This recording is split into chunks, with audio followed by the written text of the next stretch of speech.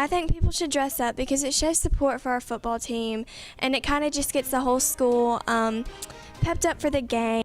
Today's dress-up day is Work Out the Rebels, and we've got you covered on future dress-up days. Sports, we've got you covered in our area recap.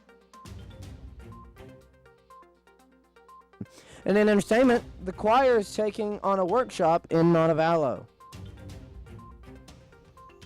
These stories plus more headlines are coming your way on today's THS TV.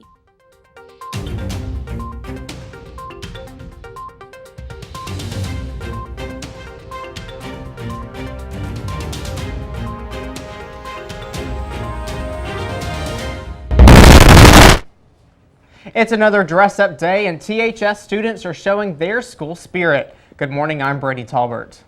And I'm Sammy Chatham, and this is THS TV. Tonight marks week 5 of high school football, and the varsity football team hosts the Vestavia Rebels. But it's the way students are showing their spirit that is working up a sweat. Today's dress-up theme is Work Out the Rebels, and students are getting excited that they're being involved. I am going to be dressing up Friday. I think people should dress up because it shows support for our football team, and it kind of just gets the whole school pepped up for the game, and everyone's excited. They've got their little costumes on, and it's also a Friday, so it's just a fun day, you know. Dress-up days left, including next week's Pink Out of Spain Park, Jersey Day on the 14th, Neon Day when we highlight Hoover on October 21st, and Class Colors to wrap up the season on October 27th. For more information on dress-up days and other events around our school, keep tuning in to THS TV. A group of students has started a petition to protect their place to sit under the Friday night lights. Over the past few weeks, the student section at the football games has had some new faces, the faces of parents and other spectators, which has caused some concerns among the student body. Okay, so the student section at football games is like way too small, and then we have parents coming into it as well. So the whole plan of it was to move the VIP seating at the top somewhere else and extend it, or at least just block parents off from getting inside of it. Solutions to the student section problem and to protect the area designated for the students. For updates on this story, keep tuning in to THS TV. Monday night, over 80 million Americans tuned in to watch the first presidential debate. The night put Democratic nominee Hillary Clinton and Republican nominee Donald Trump head-to-head for the first time this election season. And for those who missed it, we have a quick recap on what happened, as well as your opinions on who won. Following the handshake that officially began the debate, moderator and NBC News anchor Lester Holt began the night by asking the two candidates how they would put more money in the hands of American workers. We have to build an economy that works for everyone, not just those at the top. That means we need new jobs, good jobs, with rising incomes. Our jobs are fleeing the country. They're going to Mexico. They're going to many other countries. You look at what China is doing to our country in terms of making our product. Clinton and Trump both agree on one thing. Jobs belong in the United States, but they disagree on how to accomplish that goal. Well, the first thing you do is don't let the jobs leave. We can deploy 500 million more solar panels. We can have enough clean energy to power every home. Even some controversial topics were brought to the attention of voters, from Trump's tax returns and Clinton's emails to the recent shootings in Tulsa and Charlotte. Why won't he release his tax returns? And I think there may be a couple of reasons. First, maybe he's not as rich as he says he is. Second, maybe he's not as charitable as he claims to be. I will release my tax returns against my lawyer's wishes when she releases her 33,000 emails that have been deleted. We have gangs roaming the street, and in many cases, they're illegally here, illegal immigrants, and they have guns, and they shoot people, and we have to be very strong. And it's just a fact that if you're a young African-American man and you do the same thing as a young white man, you are more likely to be arrested. Now the real question is, how are students reacting to this year's presidential debate? Who do they think won, and do they think the candidates will receive more votes afterwards? I think Hillary won the debate. She looked a lot more presidential. Hillary, she just seemed to be more prepared for the debate. She had more answers. She could answer with facts, and, you know, she really addressed the issue compared to Trump, who didn't always address the issue. He kind of attacked Hillary more than anything. I feel like Hillary Clinton won solely on the fact that Donald Trump never went on the offensive, and he solely played defense the entire time, so he didn't have any ground that he could have gained. I do feel like the debate was pretty much a deadlock because most of the points she made were invalid. As always, we will keep you up to date on the upcoming presidential election. The next presidential debate will be October 8th, and according to the Washington Post, Trump plans to hit harder this next round. Superheroes are no stranger to our generation, and now they will no longer be strangers to Netflix. Here's what's trending on Twitter. Hashtag Luke Cage is the hot topic on social media today. Luke Cage is a new Marvel superhero who has recently started taking over Netflix. Season 1 of Luke Cage is now available for streaming.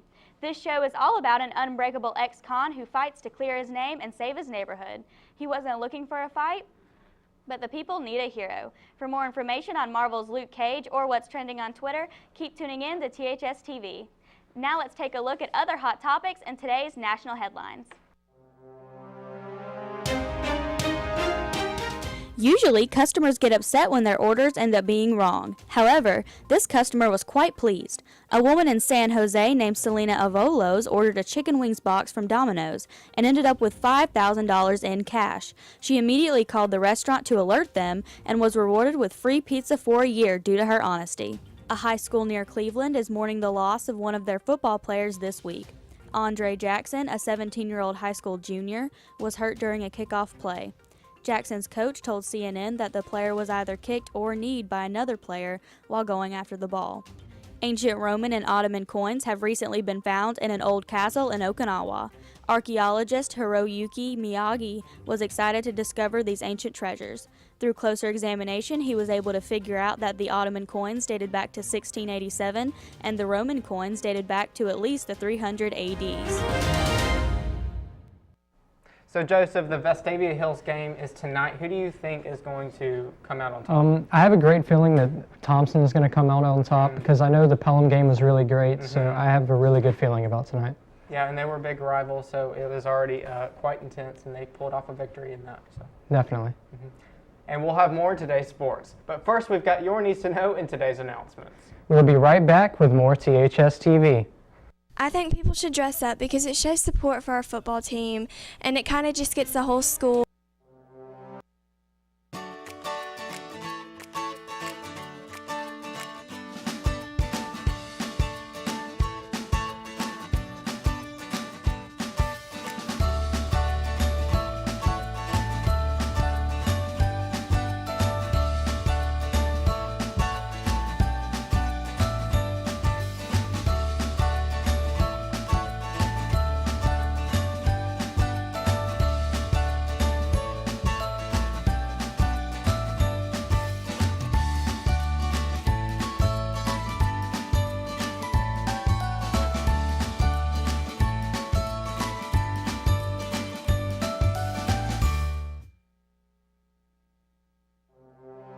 Still to come on THS TV. Football team is getting ready to play the Vestavia Rebels this Friday. Stay tuned for more details in today's sports. The debate between Trump and Clinton is going viral, and after the break, Brady will have you covered on the debate. You're watching THS TV, your source for sports.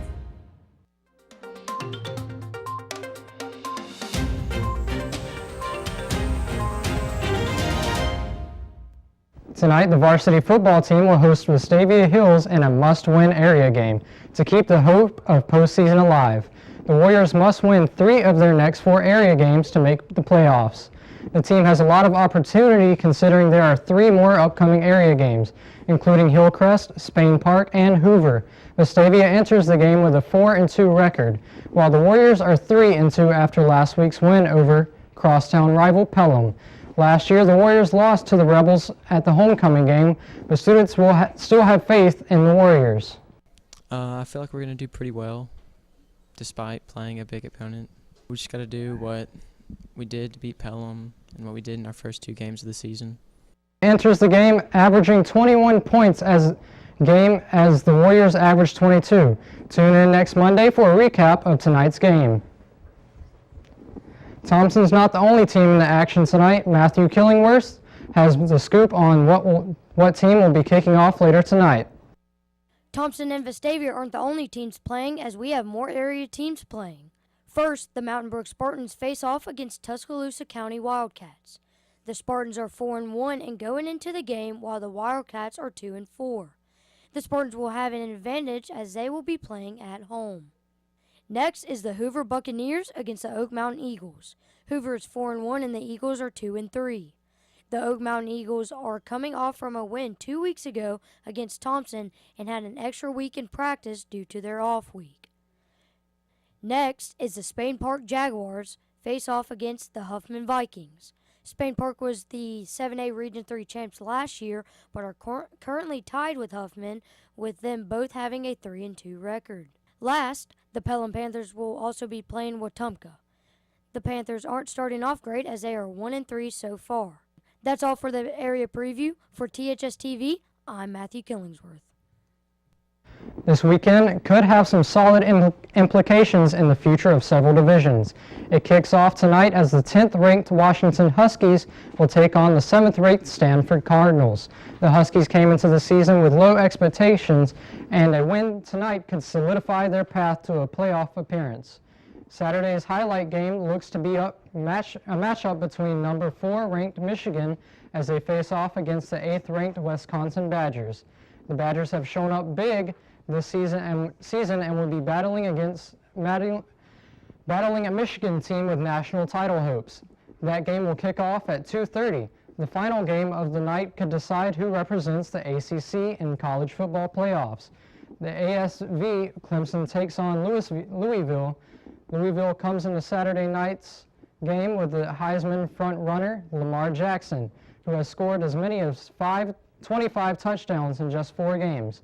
On the other side comes number 5-ranked Clemson, who in with the preseason Heisman leader Deshaun Watson. This will be a battle of the 2 best quarterbacks in recent years, and the game could come down to which one performs at the highest level. What game are you looking forward to this weekend? Tweet us at THS TV, and you could be featured on an upcoming show.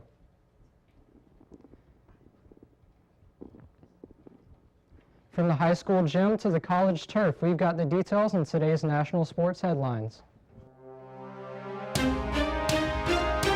LSU has fired Les Miles, and by the looks of it, Jimbo Fisher will not be their next coach.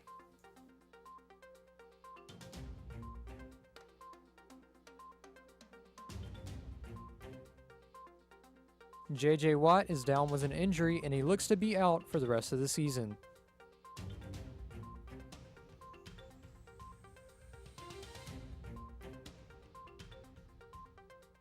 Ronda Rousey is trying to make a comeback in UFC by taking on Chris Cyborg.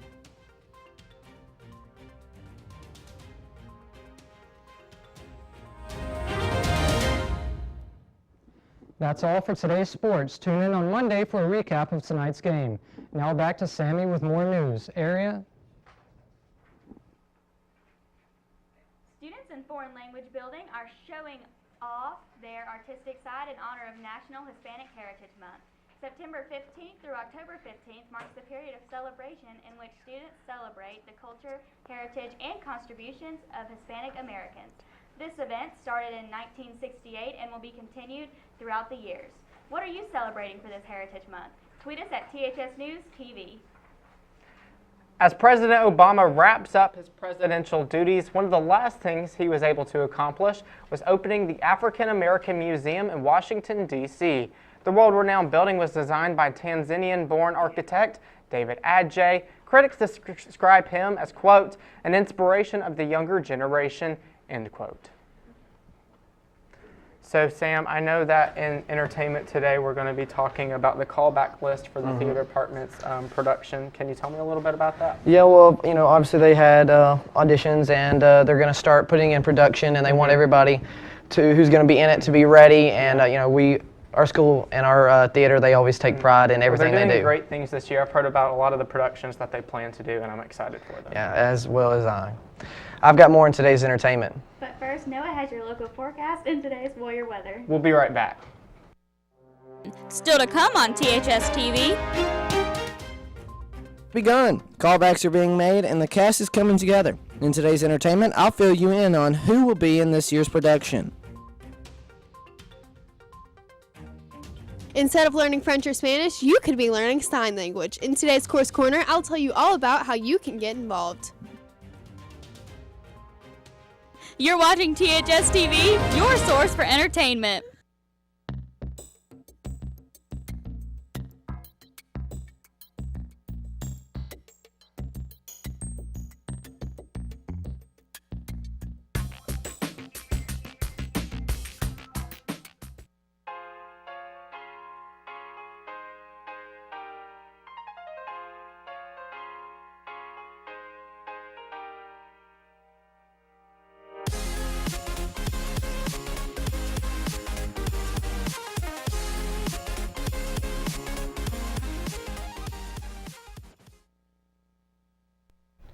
Good afternoon, I'm Noah Peavy, and this is your Warrior weather. Today you can expect a high of 78 and partly cloudy skies throughout the day.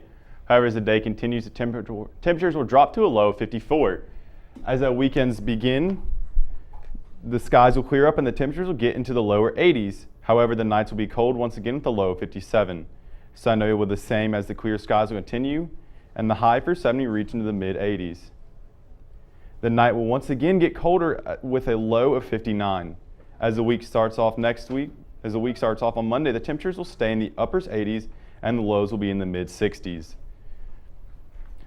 That's all for today's weather. Tune in on Monday for your forecast for next week. Now to Sam with today's entertainment update.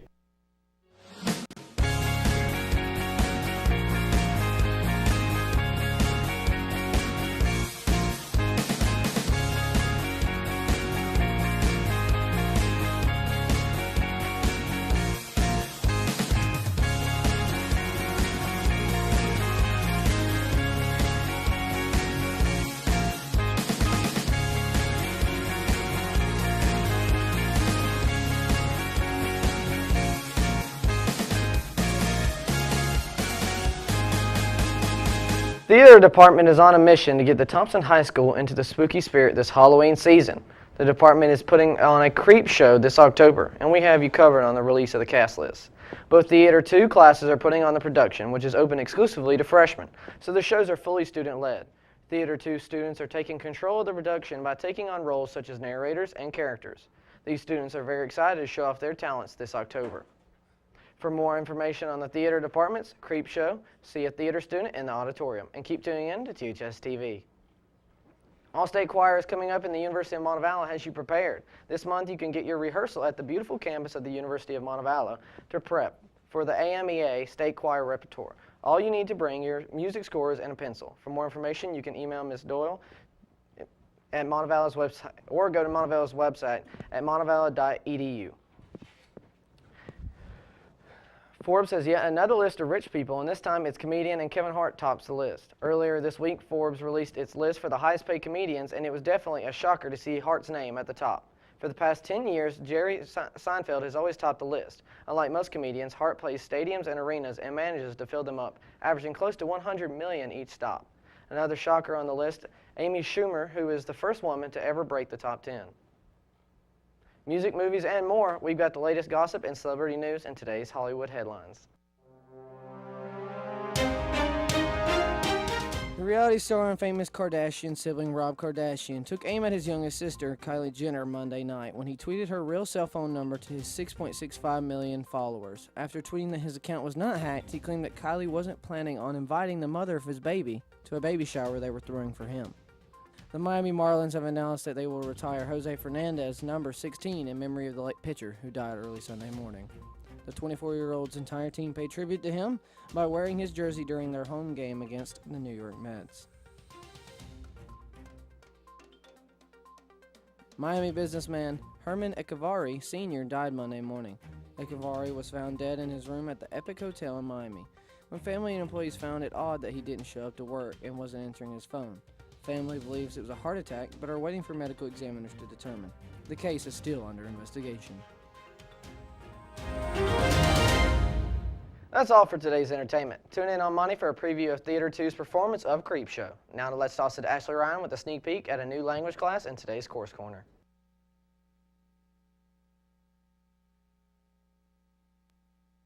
Much about is the American Sign Language class. This class is virtual, meaning the teacher is teaching online over video. It is led by Eugenia Vanderpool. Students are taking the class for many reasons, ranging from having deaf family members, being deaf themselves, or simply to benefit them for their future job. I took it to kind of just expand my knowledge, I guess, you know, because I'm hoping to go into the medical field, so it'll be great just to meet deaf patients that you can communicate with. I'm taking it because I'm deaf myself and I use cochlear implants, and I've never learned ASL, and I thought being able to learn ASL would open up more opportunities in the future for me. This is the first year ASL has been offered, and administrators hope to continue the program if students show interest. That's all for today's Course Corner. Tune in every Friday for more Course Corner. Now back to Brady with more news. The students in the AP Literature classes are making old new again. Renee Brown is currently teaching Old and Middle English in her classroom. Her lessons consist of memorizing pieces of literature.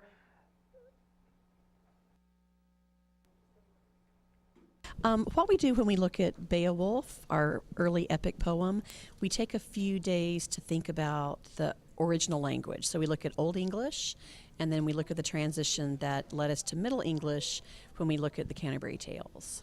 Works consist of the Lord's Prayer in Old English and the introduction to the Canterbury Tales in Middle English.